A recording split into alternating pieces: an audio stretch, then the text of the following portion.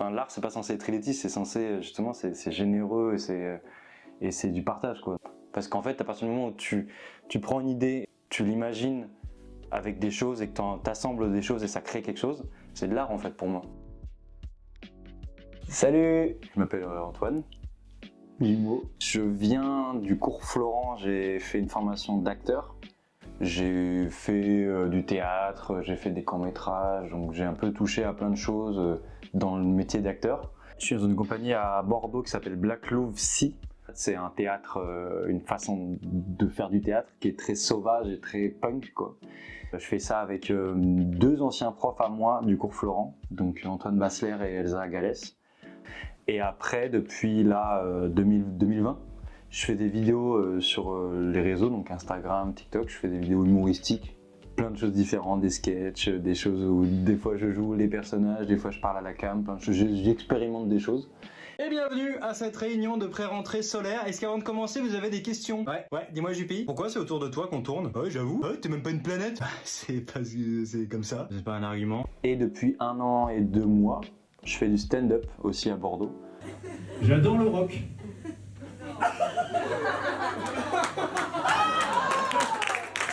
Eh ouais, je ne suis pas qu'un physique. Je suis comédien, stand-upper, philanthrope. C'est super.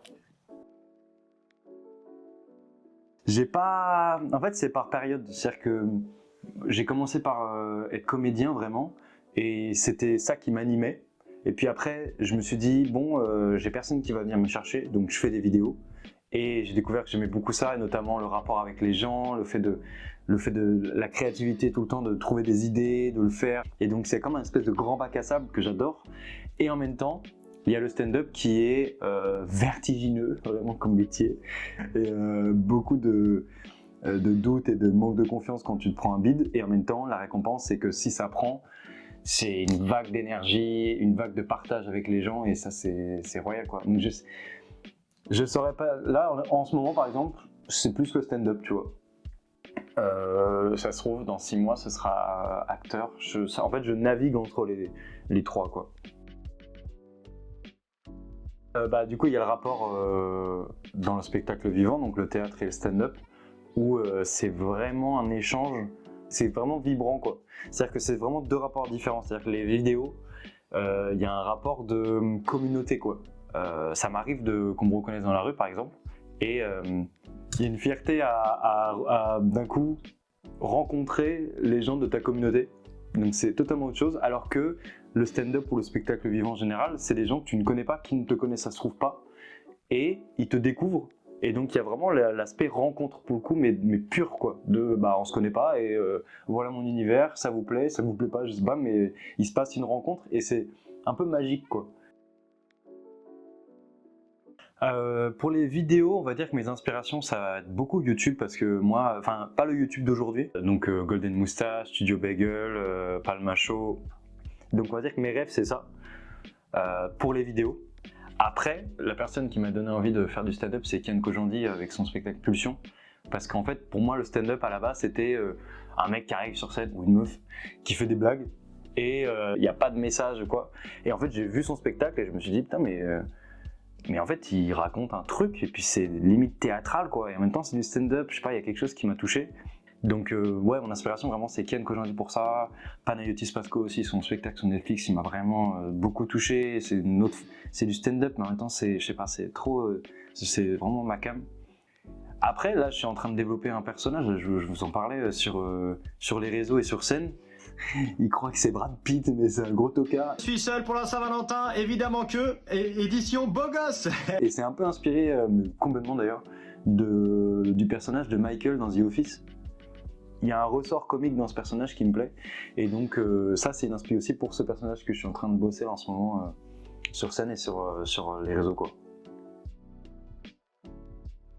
Et mon univers en vrai il a évolué, parce que moi au tout début j'avais commencé sur TikTok, je faisais des parodies de trends de TikTok. No God! Et après j'ai eu ma communauté en premier en faisant des du contenu niche vraiment sur les mangas où je faisais genre des vidéos où je fais des réactions. Non. Bon bah finalement mes problèmes à côté. Et après j'ai élargi les horizons et je touche un peu à tout. En fait j'essaie des fois d'amener autre chose que juste du divertissement pur. J'essaye mais c'est compliqué sur internet parce que quand t'es lancé, t'as très vite envie que ton contenu il continue à marcher. Tu rentres dans un engrenage qui fait que t'as vu que des contenus populaires marchaient et puis après t'essayes un truc qui est moins populaire, qui marche moins et t'as vraiment ce sentiment de rejet quoi. À force de publier, tu la ponces ta pierre et ça devient à la fin une espèce de truc plus lisse, bien poli, bien clair et on va dire que ça c'est ton identité quoi. Et bah cette identité là, à un moment c'est dur de s'en détacher parce que c'est même toi inconsciemment tu ne vois pas faire autre chose. Mon cerveau et mon inconscient ils sont matrixés par ça, donc dès que j'ai des nouvelles idées elles vont être déjà dans la DA de mon truc et des fois je me dis bah en vrai qu'est-ce qui m'empêche de faire ça, d'un coup de revenir à quelque chose de plus authentique et spontané et en fait des fois je me bloque, je me dis ouais mais en vrai est-ce que les gens me suivent pas parce que justement je mets tout ce travail là pour que ce soit pro, pour que tu vois, je mets des sous-titres, je mets du montage, je mets de la musique, je fais en sorte qu'il y ait une bonne lumière et tout pour que ce soit quali. Mais du coup, je m'empêche de faire ce genre de choses là. Mais je pense que si vraiment j'ai envie de tester un truc, je le ferai. Ben c'est ça qui est ouf avec ce métier, c'est que tu fais 12 métiers en un seul quoi. Tout le processus d'une seule vidéo, c'est genre je me balade dans la rue, j'ai une idée, je la note sur un document, ensuite je l'écris, je tourne la vidéo, donc là, matos lumière avec un petit trépied, je filme, je monte tout seul, puis après je le diffuse. En vrai là, depuis le début, t'as auteur, cadreur, acteur, monteur, la com aussi, tu vois, genre chargé de com en fait, après tu dois te vendre. Mais ouais, en vrai c'est beaucoup de préparation pour un petit contenu de genre 30-40 secondes, mais au début c'est vertigineux parce que t'es en mode ouah, je vais faire tout ça pour ça et ça se trouve ça va pas marcher. Et après une fois que t'es dans l'engrenage, bah t'es habitué et limite c'est bon bah hop on fait ça, puis ça se fait tout seul quoi. Dans le stand-up c'est clair. En fait le stand-up c'est des embûches tout le temps. C'est pour ça que ce métier est lunaire quoi. Parce que chaque nouveau public, chaque nouvelle salle, chaque nouveau texte c'est un obstacle. Donc t'es jamais détente quoi. Il y a des moments où pendant je sais pas 4, 5, 6 dates, tu vas pas réussir quoi, ça va pas le faire. Et là tu vas te dire bah non mais c'est bon, je suis pas drôle en fait. Tu te dis bah qu'est-ce que je fais et donc ça je pense dans le stand-up c'est là où j'ai eu le plus d'obstacles. Après les vidéos, c'est plus des trucs de stats en fait, où tu vas te dire putain mais ça stagne pendant des semaines et des semaines en termes d'audience. Tu te dis peut-être qu'il y a un truc qui va pas, peut-être que je sais pas, faut que je me renouvelle, il faut que je change un truc. Donc c'est des obstacles mais qui m'arrêtent pas on va dire. C'est plus des questionnements, mais ça de toute façon dans le métier artistique, t'es tout le temps en questionnement, tout le temps constamment en train de dire est-ce que ça c'est bien, est-ce que machin. Par contre, la question de la légitimité, ça m'a jamais. Personne va arriver et te dire t'es pas légitime. Genre ça n'existe pas quelqu'un qui fait ça. Et si quelqu'un arrive, et me dit mec, qu'est-ce que tu fais, t'es pas légitime, je lui dis mais gars, mais tu fais des trucs toi. Il faut s'enlever de la tête qu'on n'est pas légitime de faire des choses parce que si tu prends du recul, rien ne t'en empêche. Il y a toujours toi qui t'en empêche tout seul. Donc dans la légitimité, je suis pas concerné par ça.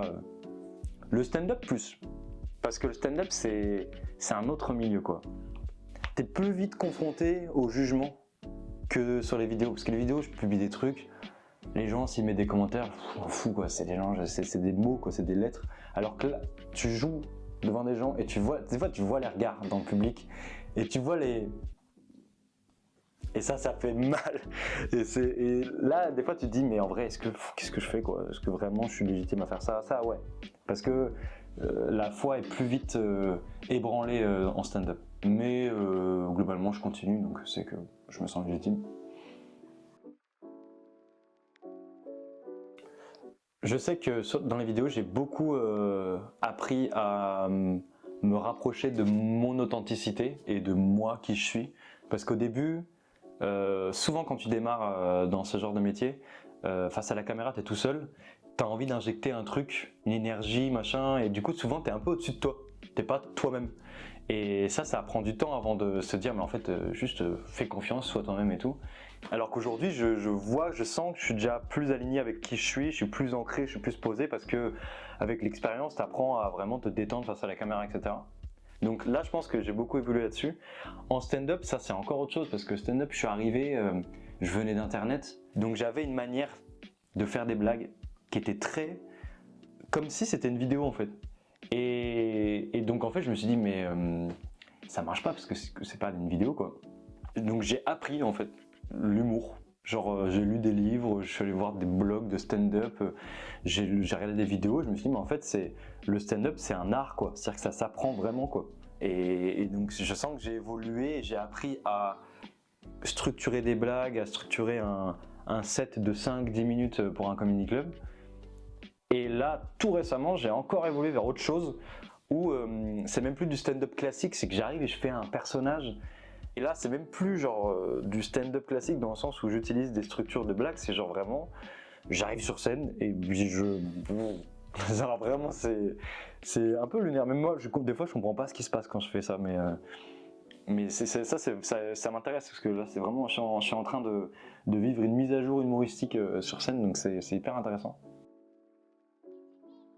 Stand-up, j'aimerais bien avoir un spectacle à un moment, d'1 heure quoi. Après les vidéos, je t'avoue, je sais pas du tout quoi. Parce que moi les vidéos à la base, en vrai c'est un moyen pour faire du cinéma quoi. Donc c'est pour montrer que voilà, je sais jouer, j'ai envie de ça. Et donc c'est toujours un moyen, mais c'est devenu aussi une forme de résultat. Maintenant j'en vis grâce à ça. Donc je ne saurais pas me projeter, je sais que je veux pas faire ça toute ma vie, les réseaux. En fait, mon objectif, c'est faire du cinéma, potentiellement du théâtre aussi si je peux, et à côté faire du stand-up, et mixer les deux vraiment, de pouvoir alterner les deux, c'est mon objectif vraiment. En France déjà, peut-être à l'international un jour. En vrai, franchement, j'aurais pas grand chose à lui dire parce que je me souviens que j'avais déjà le bon état d'esprit, donc je dirais genre juste fais-toi confiance. Ouais, c'est plus fais-toi confiance, genre vraiment, sois toi-même, n'essaie pas de plaire, écoute ton instinct. Ça plus, ouais, je dirais plus écoute ton instinct, ça c'est un bon conseil parce qu'au début, tu as plus tendance à faire pour que ça marche plutôt que de faire parce que tu en as envie et parce que tu sens que c'est juste, etc. Donc je dirais ouais vraiment genre écoute ton instinct, écoute-toi quoi. Je change de téléphone. C'était Antoine dans le GG Corner. Merci de m'avoir écouté. À la prochaine. Soyez vivants. Bisous. Oh là c'est quoi ça? Le ringard. Ciao. Trop bien. Super. Je suis grave.